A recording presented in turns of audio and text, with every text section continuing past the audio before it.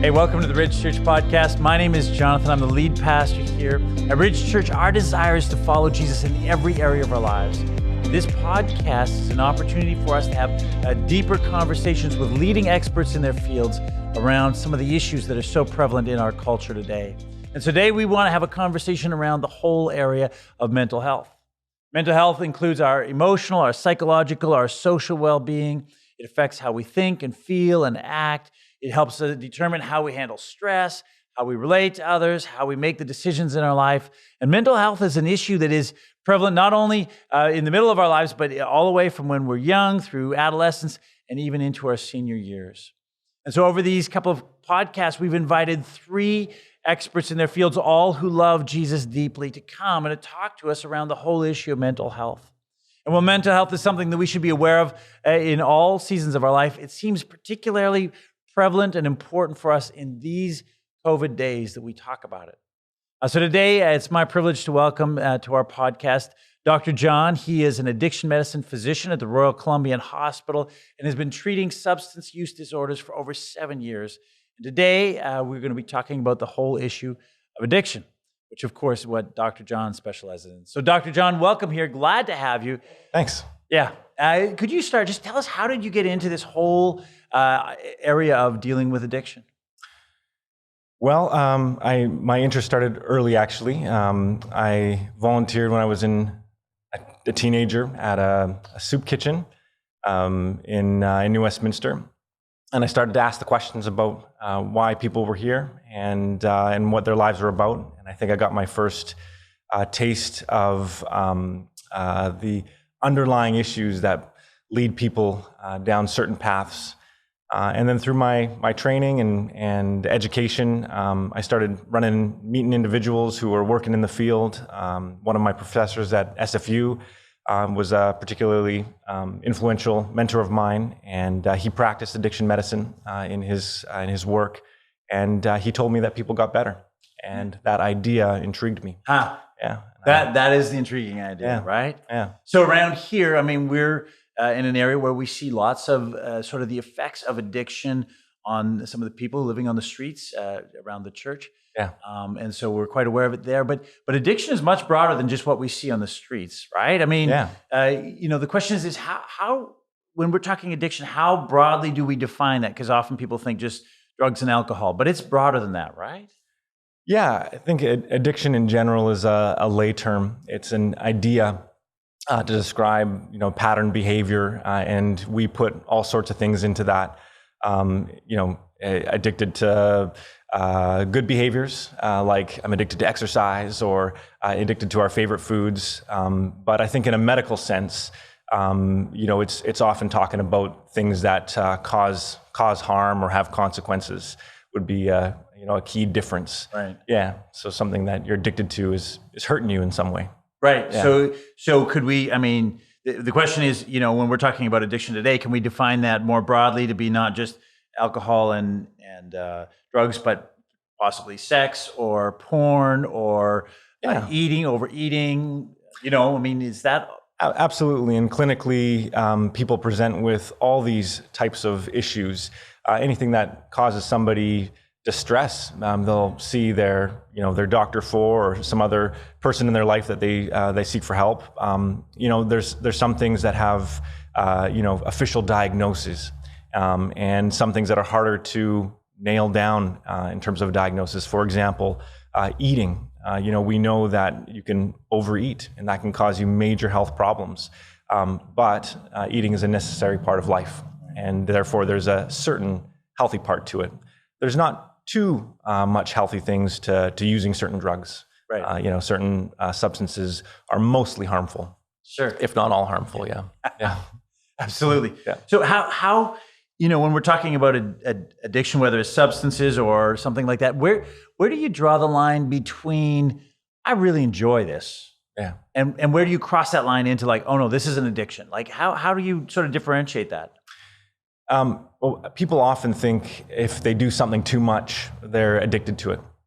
But the actual definition of what a substance use disorder is, or an alcohol use disorder, has much more to do with the effects on somebody's life and much less to do with the amounts or frequency. So the 4 C's of addiction are compulsivity, so compulsive use, loss of control over that behavior or that use, cravings for that substance or behavior, and then lastly and most importantly, our consequences. So the ways that affects somebody in terms of their health, their social interactions, their work, kind of the multiple domains of their life. Yeah. So if it doesn't kind of cross over into these 4 C's of addiction, then it might be just something that you enjoy. Yeah. Yeah. So can a person self-diagnose themselves with an addiction? Can they say, yes, I have that? Or is that something that only someone like yourself or someone from the outside looking in can see? Well, I think first of all, we're more aware today about addictions because of all the press. So there's lots of news about addiction in general because of the fentanyl overdose crisis. So I think a lot of people are aware of it in their own lives, or elements of addiction in their own lives much more than maybe they used to be. And I think when you become aware of what's going on with you, with your health, I think there's a lot of times where people say, yeah, that's me. I identify with that. And, whether somebody eventually gives them an official diagnosis or not, somebody might go and seek help for it. And I think that's totally okay. Just like if you knew that, that you were, your lifestyle was leading to blood pressure problems or, a diabetes problem, you might go and change your lifestyle, eat better, exercise, and that problem might get better without, going to a doctor. Right. Yeah. To go and to say, hey, I've got an addiction, or I think I've got an addiction there's not a problem with that, or there's less stigma, would you say, than there used to be, or not? I'd like to think so, but still recognizing that it's a big hill to climb, and that even though we can talk about it, maybe we have some language for it where we didn't before, it's still something that people hide, from, because there's lots of shame and guilt. Sometimes that's not even put on by society or others, it's put on by ourselves. We can be our own worst enemies, and it keeps people from getting help, for sure. Yeah. What if you think somebody that you love has it's one thing for me to maybe be able to self-diagnose, but maybe my spouse is like, oh no, you've got an issue, or somebody, a brother or a sister. Like, if you're that brother or sister or spouse, should you come to someone and say, hey, I think you've got an addiction? The classic intervention, is that a thing? Well, I think on a real basic level, when we love somebody and we're being hurt by what they're doing, it's loving to talk to them about it and to say, your actions are affecting me, or, I can see that your actions are affecting you, and I care about you, and I see that this is hurting you. And somebody might respond in a number of different ways. They might, lash out or reject that, not be willing to hear it or ready to hear it. But I think love helps us to keep going and to try to help somebody see what's going on. And when they don't, to be there for when they are ready to. Yeah. Right. Yeah. There's that sense of like, okay, we started this conversation. It might not, but let's not give up on that conversation. Right. Let's keep. Yeah. What if somebody says, I just have an addictive personality? Is that different than an addiction? Is it like again, I'm sorry, maybe I'm parsing things that aren't there, but no, I think there's different ideas about this. I think what people mean when they say that is that this person gives it their all in whatever they do. So if they like golfing, they're going to golf every weekend. If they like, Rocky Road ice cream, that's all the only flavor they're going to have. But from experience, I know that there's lots of different personality types that people with lots of different personality types that end up dealing with addiction. And that it's not just one personality type that becomes addicted or struggles with substance use or alcohol or other behavioral addictions. And so it's kind of a little bit of maybe a misnomer, because just because you're, a person who not a type A personality doesn't mean that you can't have addiction. I mean, and just because you are somebody who's passionate about whatever you do, it doesn't mean that person is going to become addicted to something that then in turn harms them. Sure. Yeah. That's helpful. Yeah. Addiction is a mental health issue. Is that right? Help us understand this idea, because I grew up, back in the day when we didn't talk about mental health, we just talked about addiction. Yeah. What's the correlation or the connection there? I mean, I think so. And, but I realize that I'm coming at it from a certain perspective, and that the way that I help my patients is to help them view it as a medical or a mental health related issue. But there's lots of other ways of looking at addiction as well. And there's lots of different approaches that people find helpful when they are dealing with addictive issues. So, I think it is accurate to say it's a mental health issue. And that's probably one of the primary ways that we can destigmatize it. Just like, if somebody has diabetes or high blood pressure, they go to their doctor and they get help. And, they don't feel too bad about that. It's something they have, something they need to do something about. So, I do view it the same way, but recognizing that there's a lot of aspects. It's complex. There's a lot of facets to, to people's lives and what brought them to that place, and, and what the solution might be for them. Yeah. That's really interesting. Okay. So, as followers of Jesus, as Christians, how do we think about that? Because often addiction is connected with sin, or at least not. Yeah, I think so. I mean, I'm happy for back and forth on that, but with that sin, idea there. So how do we think about that in the light, again, of a mental health issue? Yeah. I guess I would start at the other end. And so when somebody's getting better, so call it recovery from addiction, often that process involves healing, from health-related issues, relationships, and previous hurts or offenses somebody's done. And so, my experience with folks in recovery is that they're very attuned with the ways that their actions maybe have hurt someone else. And so, when I think about it that way, I think, well, of course, there's a spiritual aspect. Of course, the ways that what we do hurt somebody else comes into effect in this particular illness, and that getting better from it, involves dealing with those things, and maybe a way that some other medical issues don't so as much. If you break your leg, right, you don't necessarily need to apologize to your mother, right? Yeah. Yes, yeah. Maybe you do if she told you not to do whatever you did. But true, I know what you're saying. Yeah. I hear you. Yeah. Is addiction connected to spiritual warfare in your mind or your experience?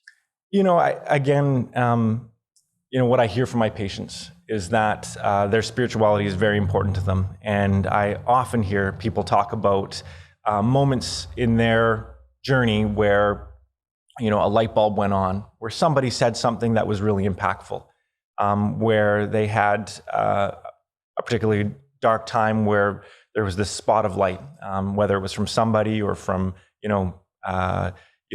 through their faith or something along those lines. And so when I hear about all that, I can't help think, but spiritual warfare is involved, or that people's own, spiritual journeys is really important in all this. I say, yeah. And how that particularly looks for different people, I don't know, and I wouldn't say I'm an expert in it. Sure. But, Well, fair enough. Yeah. You're dealing with it from the medical side of that. But there is that sort of spiritual side as well. And look, I love hearing about this from my patients. I love to hear their experiences, what made a difference, and where was that moment where they listened to one voice that was speaking in their heart or in their head, and didn't listen to another voice that they had been listening to maybe for a long time, and can't help but think that there's a spiritual aspect to all this. Yeah. So in the context of a church or a Christian community, what part does community work in that whole idea of dealing with addictions? Oh, I don't know if there's been any better social experiment than the COVID-19 pandemic and the restrictions that we've all gone through, because the thing that it did is it pulled people back from their communities of support. So while everybody was, for the most part, there are people who lost jobs, of course, but people were okay, they didn't have those interactions, people, family, friends, that they were used to. And we saw the numbers of people struggling skyrocket. So our work in the hospital went up by at least 30 to 50%. A number of patients admitted for, in crises, struggling with addiction issues. Many of them previously stable, doing well. And I can't help but think that this, aspect of community is much more important than we've realized, that we've given, credit to, in keeping people well. Yeah. So how would a Christian community, a community of people following Jesus together, what does that look like to walk with somebody who's struggling in that area with an addiction? Yeah, I love the question. I think the question is the answer. What does it look like to walk with this person as they struggle with addiction? And that answer might be different for that person than it might be for somebody else. But it starts with asking. And so, I really appreciate, and it just warms my heart when I hear patients talk about this community of people that's kind of come around them. And there certainly is a recovery community, people who've walked it themselves and then come alongside each other. But people talk about the other social circles, positive social networks that they've had inside the church, around maybe particular passions that they have, say, the Rescue Society for animals, doing some volunteer work. They develop a community around that. I just think it's just so important. Yeah.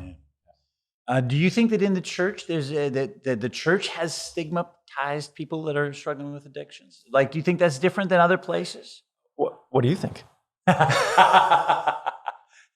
Well, yeah, I think we're always talking around sin and that type of a thing, but we're all struggling with sins in different ways. But somehow the addiction thing is one of these things that seems to, it doesn't leave us quite so easily. And so, I think different churches have taken on this aspect of their communities more so than others. And, it's a hard road whenever you decide to walk with people who are vulnerable or suffering or hurting in some way.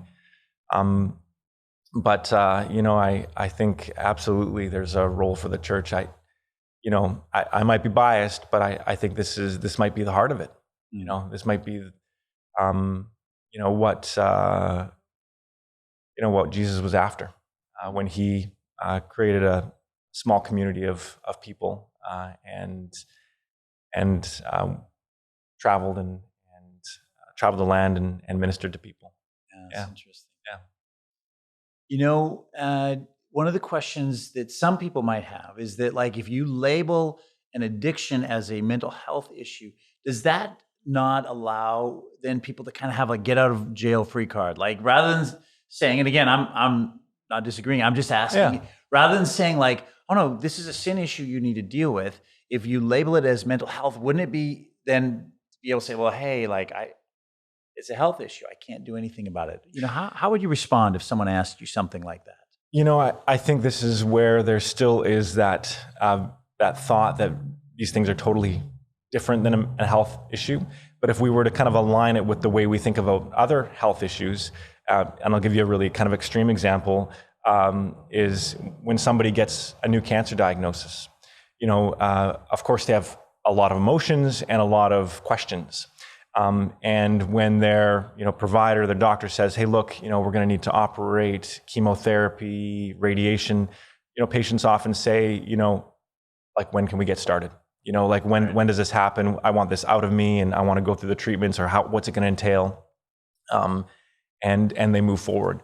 It's hard to imagine somebody getting a new kind of diagnosis of a treatable illness, something they can do something about, and saying, oh, well, I don't view it like that, And I think the same is for addiction. If somebody knew that there was help available, that they could be treated, that they could get better, they'd have all those questions. They have all those emotions and all those questions. What can I do? When can we get started with those things that you mentioned? So I think our thinking does have a little bit a ways to go, but nobody would say that calling cancer a health issue is a cop-out.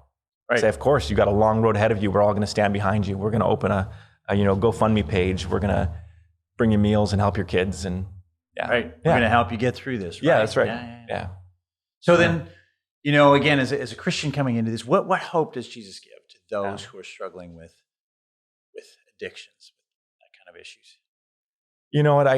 I ask myself this question quite a bit, and I often come back to the same, thing that intrigued me about addiction medicine initially, and it's that idea that people get better, and that that they can heal from their wounds, and that there's hope, and that's what I know of Christ, is that hope for healing, for reconciliation, for a new life. I mean, really, that's it. So I find the parallels to be so strong. The way we deal with all sorts of health, personal problems, dealing with the issues of our soul, and then also coming to this kind of addiction questions and how we deal with that. So many similarities. Yeah, so beautiful, right? I mean, Jesus is in the process of restoring and renewing and bringing healing. That's what he's all about. Absolutely. Yeah. Yes, that's a beautiful thing. Yeah. How about hope for family members or friends who are walking? Because it seems to me it's not just the person. Yeah. There's a whole sort of series of people that are affected as well through that. Yeah. And I often talk to family members who come on behalf of somebody in their life that they're thinking about. And I think I've started to see some patterns. And one is this kind of clear difference between those who are trying to do it on their own. So a family member who's trying to fix somebody in their life, a kid, a spouse, a parent, and they're just, everything they're doing is trying to help that person, fix that person, and in the process they're getting sick themselves, and their own health is being affected. Contrasted to the person who kind of recognizes that they need help in helping somebody else, in helping themselves, and reaches out for that community, resources that are available for them so that they can stay healthy in order to offer the best help, because it is not simple. There's not a single path or a one road that somebody needs to take. I just think, we weren't meant to do things alone. Mm-hmm. The pandemic showed us that. Yeah, we're not meant to be alone. Yeah. We need one another. We need the power of Christ to work in our lives, and then pursue that health and that wholeness. Right? Yeah, and I mean, it's not easy. It's not easy finding the right resources, the right people to talk to. So it is a bit of it takes some navigation, and it's always nice to have somebody with you who can help you navigate, who's been there ahead of you. So that kind of peer support, somebody who's been there is really important. But yeah, our system's not well coordinated always. It's tough for families to know where to turn, and I'd like to think that's changing. There's more resources, more attention being put towards mental health and addiction, but it's not happening fast enough. Yeah. Right. Yeah. There's a lot of different things going on. So if somebody, if someone listening is like, man, I think, or I know I've got addiction stuff, but I haven't wanted to, but like, it's time, I need to, whether it's, like a drug addiction or a porn thing or, whatever that is, what would be your advice to that person who's saying, okay, I'm listening, Dr. John, where do I start? Yeah. I don't think it's too different than many other things that we hold inside, that we were ashamed of, that we've been hiding for a long time. It's to, bring it into the light. And that, for most people, that involves telling somebody else, asking for help, and this kind of element of surrender in a way, saying, hey, look, I've done it on my own for long enough, and do something, get some help for this. And how many times one thing leads to the next, to the right place for that person. So I think to tell somebody you love, somebody close, somebody you trust, and then trust the process a bit. Yeah. Of what happens next. Yeah. Fair enough. It takes courage, right, to do that. Yeah. And yet my experience when I've talked to people as a, in a pastoral position is almost without fail, when people come forward and confess that, rather than being rejected or spurned, they experience a kind of a love and a grace from that person that they maybe were terrified about, but instead it's like, okay, yeah. And there's just a freedom that begins in that process. Yeah, that's been my experience too. Yeah. And to see somebody have the weight lifted off their shoulders is pretty rewarding, especially if you can then see them kind of get freedoms from things that they're struggling with. Yeah. And then how about again for family members or loved ones, that are watching somebody either walk through addiction or not sort of addressing addiction? I mean, what would be your word of advice or wisdom to them, as followers of Jesus, or just people who what do I do if the person I love keeps heading down that road that's causing grief for that person and for us? Yeah. It's tough because most of the energies are often focused on keeping that person safe, keeping them from, putting themselves in a worse situation, all that kind of energy towards fixing. But I think it's really that taking care of oneself. So making sure that you're healthy enough to help somebody else, and that often means getting that support for yourself, through the struggles. So again, talking to somebody else. Right. And I think this piece about educating yourself about, families can educate themselves about what addiction is, what's available. And learning as much as they can. So while we think, okay, well, that person who's struggling, they're the ones who needs to go to counseling, there might be a role for counseling for family to learn as much as they can about addiction, even if it's not their own problem. There might be a role to attending groups of some sort, support groups that are meant for families. And, there is so much online these days as a result of, the pandemic. A lot of stuff is resources that you had to go in person before have now moved online. And so, it doesn't take much of a search where you can kind of find a bit of a rabbit hole and find some things that might be good starting points. In the health region that we're in Maple Ridge and Fraser Health, there's counseling available. There's clinics available, addiction medicine clinics. There's crisis lines and some family support lines. So there is a bunch through Fraser Health as well. But I don't want to say that's the only help, because there's lots of community organizations who do great work as well. And many through faith, many apart from faith. And so sometimes it's these places that people start, and that's okay too. Yeah. So the message is, if you're struggling with that, take a step. Yeah. Find that place. Yeah. And there's not sort of one magic website that you'd recommend that you just like, this is the one to go to. Just right. Kind of Google, and you got to figure out what's sort of right for your. Yeah.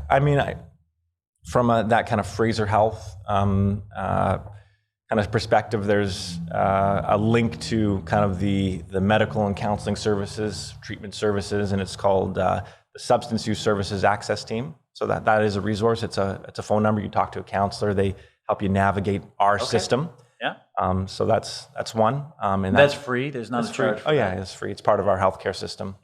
Yeah. So it's called the Access Team, and they've been a really great resource for people looking how to figure out our system, rather than trying to Google around. Right. Most people just start there anyways, but to try to help somebody show you the way, kind of thing. Yeah.